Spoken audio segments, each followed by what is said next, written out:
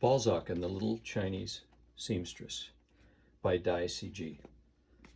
Part 2, Chapters 6 and 7. Balzac, translated into Chinese. The name of the French author comprised 4 ideograms. The magic of translation. The ponderousness of the 2 syllables, as well as the belligerent, somewhat old-fashioned ring of the name, were quite gone. Now that the 4 characters, very elegant, each composed of just a few strokes, banded together to create an unusual beauty, redolent with an exotic fragrance as sensual as the perfume, wreathing a wine stored for centuries in a cellar. Years later, I learned that the translator was himself a great writer. Having been forbidden to publish his own works for political reasons, he spent the rest of his life translating French novels. Did Four Eyes stop to think about which book he would lend us? Or was it a random choice?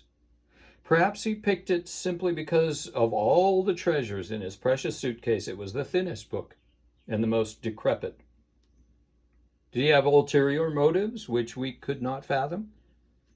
Whatever his reasons, his choice was to have a profound effect on our lives. The slim little volume was entitled Ursule Mirouet. Luo started reading the book the very same night that Four Eyes lent it to us, and reached the end at dawn. When he put out the oil lamp and passed the book to me, I stayed in bed until nightfall without food, completely wrapped up in the French story of love and miracles. Picture, if you will, a boy of 19 still slumbering in the limbo of adolescence, having heard nothing but revolutionary blather about patriotism, communism, ideology, and propaganda all his life, falling headlong into a story of awakening desire, passion, impulsive action, love, and of all the subjects that had, until then, been hidden from me. In spite of my complete ignorance of that distant land called France, I had heard Napoleon mentioned by my father a few times, that was all. Ursule's story rang as true as if it had been about my neighbors. The messy affair over inheritance and money that befell her made the story all the more convincing, thereby enhancing the power of the words. By the end of the day, I was feeling quite at home in Nemours, imagining myself posted by the smoking hearth of her parlor in the company of doctors and curates. Even the part about magnetism and somnambulism struck me as credible and riveting. I did not rise from my bed until I had turned the last page. Luo had not yet returned. There had been no doubt in my mind when he set off on the mountain path at first light. He had gone to visit the little seamstress so he could tell her this wonderful tale of Balzac's. I stood on the threshold of our house on stilts for some time, munching a piece of cornbread as I contemplated the somber silhouette of the mountain peak looming ahead. The village where the little seamstress lived was too far away for the lights in the house to be visible, but in my mind's eye I could see Luo telling her the story. Suddenly I felt a stab of jealousy, a bitter, wrenching emotion I had never felt before. It was chilly, and I shivered in my short sheepskin coat. The villagers ate, slept or went about their private business in the dusk, but in front of our house on stilts, everything was quiet. Usually I took advantage of the calm reigning on the mountain at this hour to practice my violin, but now it seemed a depressing thing to do. I stepped inside and picked up my instrument, but when I played it, the sound was shrill and disagreeable, as if I had forgotten how to play. Then I was seized with an idea. I would copy out my favorite passages from Ursule Mirouet, word for word. It was the first time in my life that I'd felt any desire to copy sentences from a book. I ransacked the room for paper, but all I could find was a few sheets of notepaper intended for letters to our parents. I decided I would write directly onto the inside of my sheepskin coat. The short coat, a gift from the villagers when I arrived, was made of skins with wool of varying lengths and textures on the outside and bare hide on the inside. It was hard to find suitable passages in the book, as the limited space afforded by my coat was further reduced by areas where the leather was too cracked to be of use. I copied out the chapter where Ursule somnambulates. I long to be like her, to be able, while I lay asleep on my bed, to see what my mother was doing in our apartment 500 kilometers away, to watch my parents having supper, to observe their gestures, the dishes on the table, the color of the crockery, to sniff the aroma of the food, to hear their conversation. Better still, like Ursula, I would visit in my dreams places I had never set eyes on before. Writing on the skin of the old mountain sheep was not easy. The surface was rough and creased, and in order to squeeze as much text as possible into the available space, I had to use a minute script, which required all the concentration I could muster. By the time I'd covered the entire inside of the jacket, including the sleeves, my fingers were aching so badly it felt as if the bones were broken. At last I dozed off. Sound of Luo's footsteps woke me. It was 3 a.m. I couldn't have been sleeping for long, as the oil lamp was still alight. I saw his shadowy figure slip into the room. "Are you asleep?" "Not really." "I've got something to show you." He topped up the lamp with oil, and when the wick was burning brightly, he took the lamp in his left hand, came over to my bed, and sat down on the edge. His eyes were blazing, and his hair was rumpled. From the pocket of his jacket, he drew a square of neatly folded white cloth. "I see. The little seamstress has given you a handkerchief." He didn't reply. As he slowly unfolded the cloth, I saw that it was torn from a shirt that had undoubtedly belonged to this little seamstress. It had a patch sewn on by hand. Inside were some dried leaves. They all had the same pretty shape, like butterfly wings, in shades ranging from deep orange to brown, streaked with pale gold, but all of them were stained black with blood. "They're the leaves of ginkgo tree," Luo said breathlessly. "A magnificent towering tree that grows in a secret valley to the east of the little seamstress's village. We made love there, against the trunk, standing. She was a virgin, and her blood dripped onto the leaves scattered underneath." Words failed me. I strained to imagine the scene. The tree, the nobility of its trunk, the grandeur of its branches, the carpet of butterfly leaves, and then I asked him, "Standing?" "Yes, like horses." Perhaps that's why she laughed afterwards. A laugh so piercing, so wild, so echoing, so far and wide that even the birds took wing in fright. Part 2, Chapter 7. Once our eyes had been opened, we kept our promise and returned Ursule Mirouette to her rightful owner. 4 eyes, or rather 2 eyes, now that he was bereft of his glasses. We were under the illusion that he would lend us more books from his secret suitcase in exchange for jobs we would do for him while he was incapacitated by poor eyesight. But he wouldn't hear of it. We often went to his house to take him food, entertain him, play the violin for him. Eventually, the arrival of his new glasses, sent by his mother, delivered him from his semi-blindness and put an end to our hopes for the time being.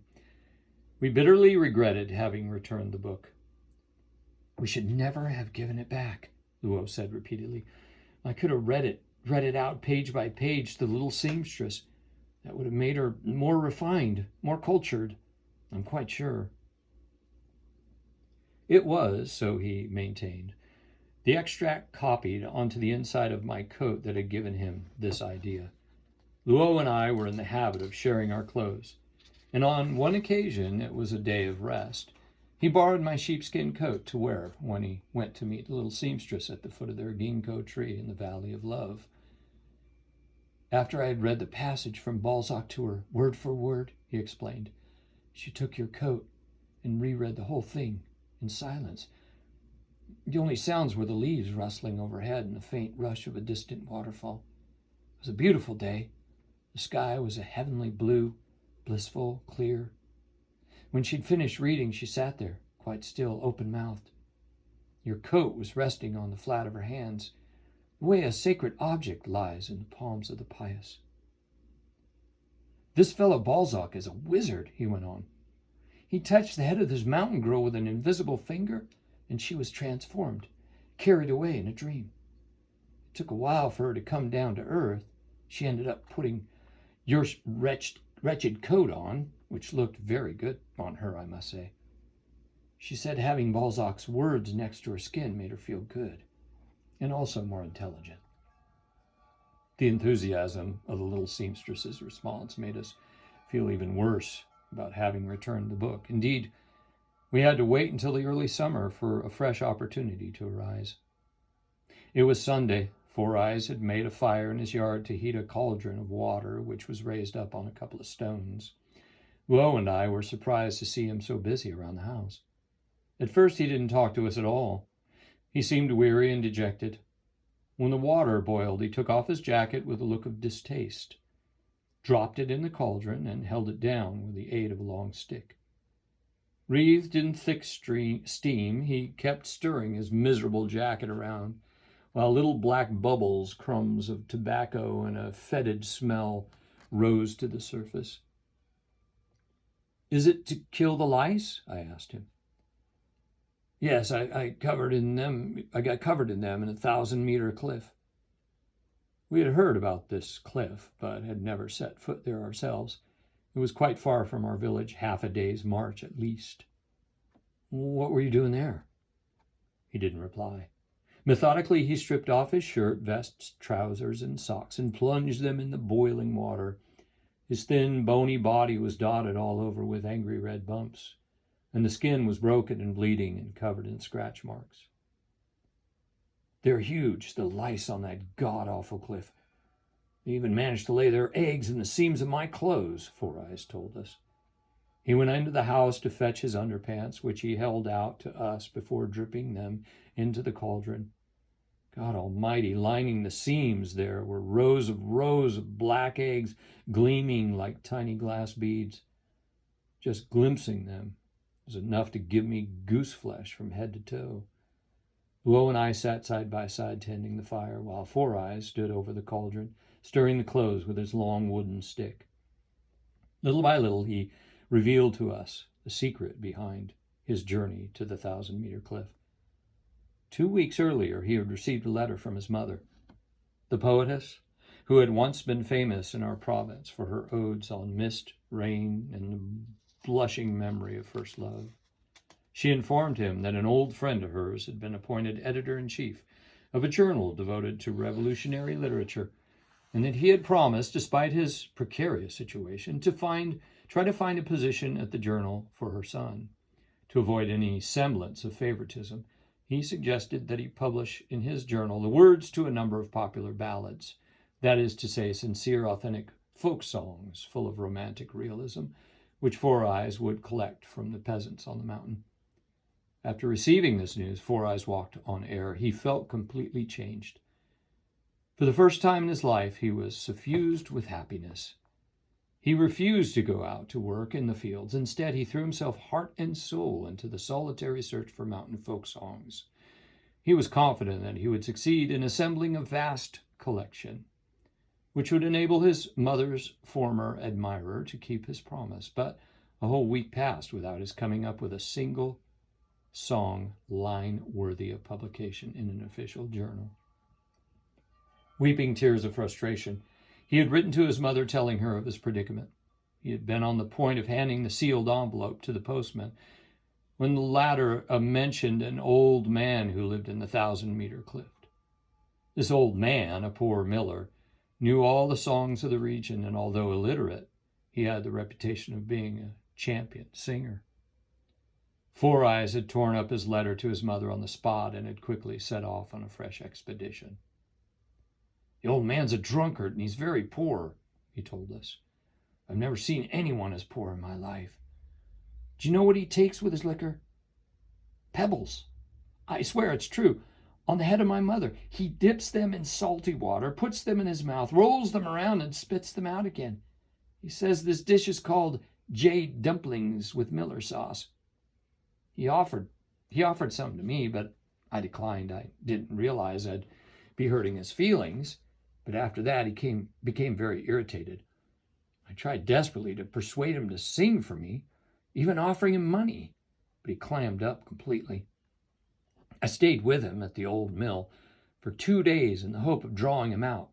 Spent the night in his bed, rolled up in a quilt that can't have been washed for decades. It was not hard to imagine the scene. The bug-infested bed upon which Four Eyes lay, fighting to stay awake in case the old man happened to sing snatches of sincere, authentic folk songs in his sleep, while the lice swarmed out of their hiding places to attack in the dark, sucking his blood, skating on the slippery lenses of his spectacles, which he hadn't removed for that night. At the slightest twitch of the old man's body, at the faintest grunt, our friend Four Eyes would hold his breath, ready to switch on his pocket torch and take notes like a spy. But after a brief moment of suspense, everything would return to normal, with the old man snoring regularly to the rhythm of the never-ending water wheel. "I've got an idea," Lo said casually. "If we were to succeed in getting your miller to sing his folk songs to us, would you lend us some of your books by Balzac? More of them?" Four Eyes didn't answer at once.